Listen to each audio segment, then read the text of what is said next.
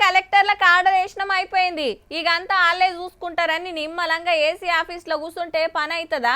ఇంత తీరుబాటం చేసుకొని పబ్లిక్లో తిరిగితేనే కదా ఏడేం నడుస్తుంది, ఏం పని అవుతుంది, ఏమైతలేదో తెలిసేది.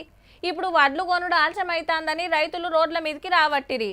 మరి అట్లా ఎందుకు అవుతుందో వాళ్ళ కాడికి పోతేనే కదా తెలిసేది. వడ్లు తెచ్చి ఎన్ని రోజులైంది, ఎందుకు ఇంకా కాంటా పెట్టలే అని కుద్దు ఐకేపీ సెంటర్ల కాడికి పోయి అరుచుకున్నారు ముగ్గురు మంత్రులు. నల్గొండ జిల్లా చెన్నారంలా Uttam sir, Komatireddy sir, Laxman sir రైతులతో మాట్లాడి పతొక్క గింజ కొంటాం, మీరేం ఫికర్ చేయకుండ్రని భరోసా ఇచ్చిండ్రు.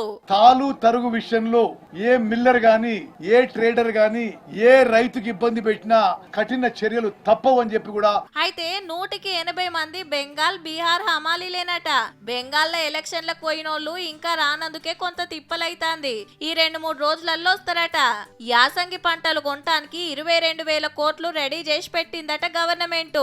ఇంకా ఏ అవసరాలకి ట్రాన్స్పోర్ట్ వాడుతున్నా అది ఫోర్సిబుల్ గా వాపస్ తీసుకొని ప్రొక్యూర్మెంట్ కోసం ఉపయోగించండి.